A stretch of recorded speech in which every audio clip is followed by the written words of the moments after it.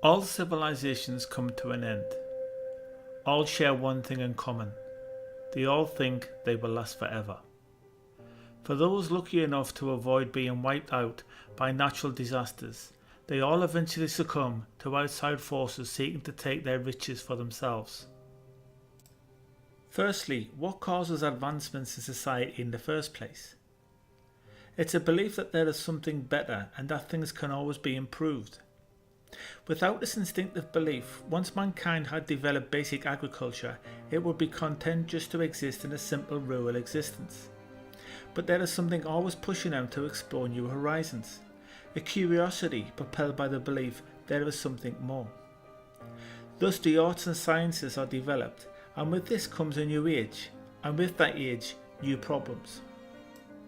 As a society becomes richer, it will of course face the jealousy and envy of cultures who have not yet attained the same level of wealth and living standards. This, I believe, is ultimately the key to the downfall of nations. The richer Rome became, the more it came under attack from the outsiders seeking its wealth. Some sought just to loot and pillage, but many of the barbarians were not interested in looting and destroying its civilization, rather they wanted to become a part of it. Many sought to settle on the land and benefit from the living standards that befell those living under the banner of Roman rule. When Alaric, the leader of the Visigoths, entered the frontier of Roman lands seeking a better future for his people, he was not seeking to destroy Roman civilization. He was seeking to settle on its land to give his people a better future. For Rome, however, it had a problem. How can you guarantee that people who have no connection to the concept of being a Roman will embrace Roman culture and not simply seek to take it over once within its borders? Furthermore, what kind of disruption would occur from allowing many competing cultures to attempt to coexist together on one land mass? What common bond would they share with the people already established in the area? What was true then is true now. People with different beliefs tend to disagree, and this always creates conflict.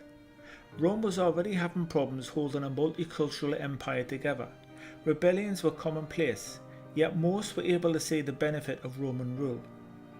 The public baths and theatres, the court system, a common written and spoken language, all created some of the best living standards of their day, and yet there was still one big problem.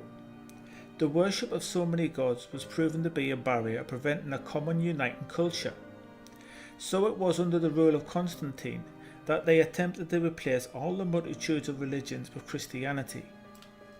Despite the risk of rebellion brought about by telling people they could no longer practice their ancestral beliefs, they felt it was necessary to force a common binding culture throughout the empire. It was a policy fraught with danger, yet they persisted. Why? What was true then is true now. A society can only be unified when they embrace one common culture. The more difference each province had with one another, the more they would see themselves as distinct, and this distinct identity meant they could no longer see themselves as one people. To unify a society, you need to get them to embrace one common identity, and this was also true of their empire.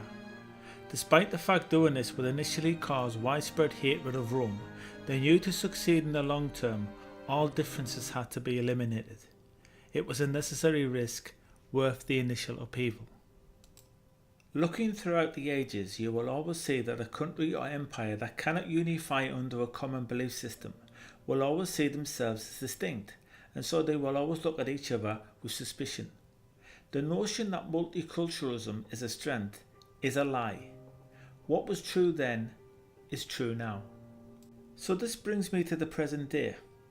Western European nations, the descendants of the same people that built Rome, have managed to once again create the richest nations with the best living standards for its people, and outside cultures are looking upon it with envy once again, seeking that which they were unable to create for themselves. Like Rome, we are facing an attempted forced migration to our lands as others seek to benefit from the societies our people created. Unlike Rome, however, we have developed advanced weaponry to the point we can no longer be invaded forcibly by sheer numbers. The only way these lands can be taken over is through sanctioned migration. The people of these lands do not want outside cultures settling their land. This is something that is true throughout the ages. We are programmed to see outsiders with suspicion because they represent a threat.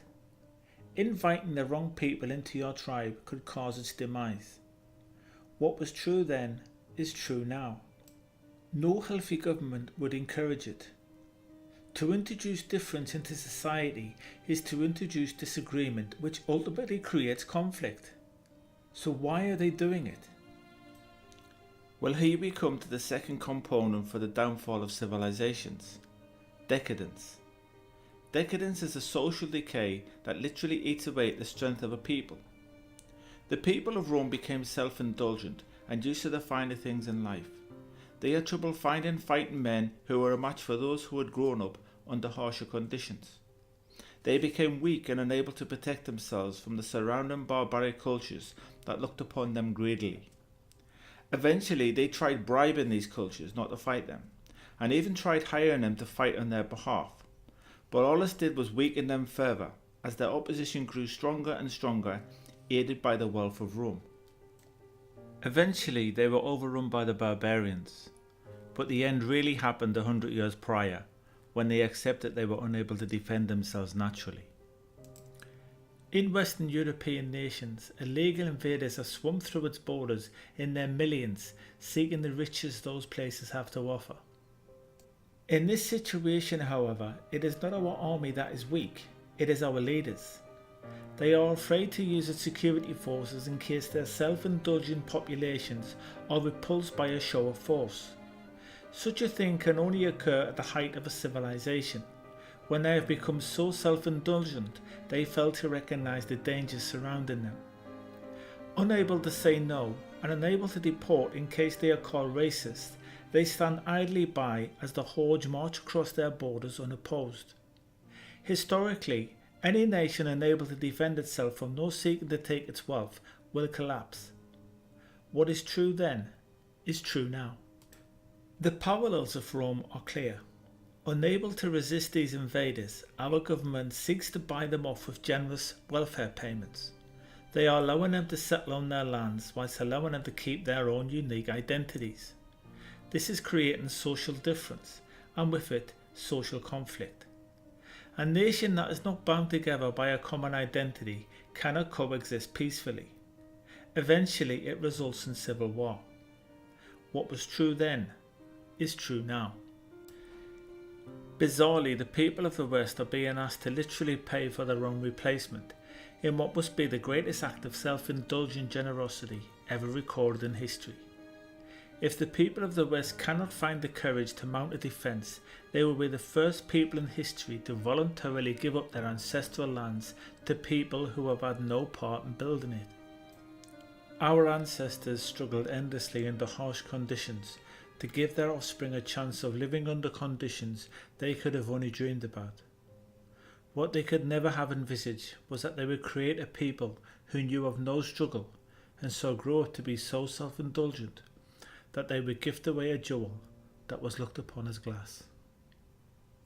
If the people of the West do not find some inner strength and rise up, they are facing the unprecedented situation of being voluntarily replaced in their own lands. Not even Rome at the very height could have contemplated such an act of self-indulgence.